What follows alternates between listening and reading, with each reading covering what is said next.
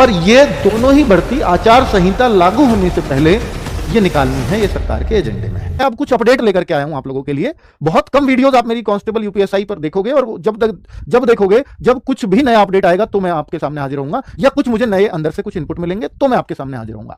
वरना मैं रोज सिर्फ इसलिए वीडियो नहीं लेकर के आऊंगा कि आज मुझे कुछ भी नहीं है तो कुछ व्यूज लाने के लिए मैं यूपीएसआई पे कुछ बोल देता हूं या कांस्टेबल पे कुछ बोल देता हूं। ऐसा कभी नहीं हो सकता, है ना। वो जरूरत ही नहीं लगती। और इतना भी आपको मालूम है कि केवल इसलिए तो मैं यूट्यूब पे नहीं आऊंगा कि बस आज कुछ यूपीएसआई पे बोलने का मन कर रहा है। नहीं, ऐसा मैं कभी नहीं आऊंगा, है ना। तो एसआई के लिए बच्चों सितंबर में उम्मीद है। पहले मैं सोच रहा था कि शायद अगस्त में भी ये खुशखबरी मिल सकती है, लेकिन अभी जो इन्फॉर्मेशन है वो पहले अगस्त सितंबर की थी, तो अब ये क्लियरली मेंशन हुआ है कि भाई सितंबर में ही संभव है, उससे पहले संभव नहीं है। और ये वैकेंसी का भी जो आइडिया मैंने लिखा भी एक एसआई के कितने पद आ सकते हैं, मुझे इस बात का भी इनपुट मिला। तो मैं उस दिन वीडियो में कह के गया था कि 3000 के आसपास शायद पद देखने को मिलेंगे, लेकिन जो मुझे पता चल रहा है वो ये है कि पिछली बार से भी ज्यादा इस बार पद देखने को मिलेंगे। और उसका कारण देखिए, इलेक्शन साफ साफ दिख सकता है, और इससे ये तो तय है कि एग्जाम में डिले तो होगा। इलेक्शन के बाद ही एग्जाम जाएगा, उससे पहले संभावनाएं नहीं दिखती।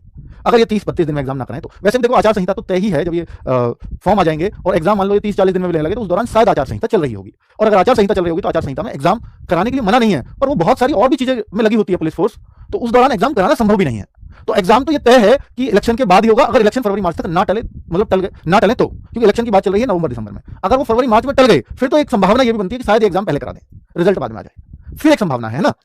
तो एसआई के कितने पद हैं? जैसे 7000 की मुझे इनपुट मिले हैं कि भाई इतने पद आ सकते हैं, लेकिन एक्यूरेट कुछ भी नहीं है बच्चों।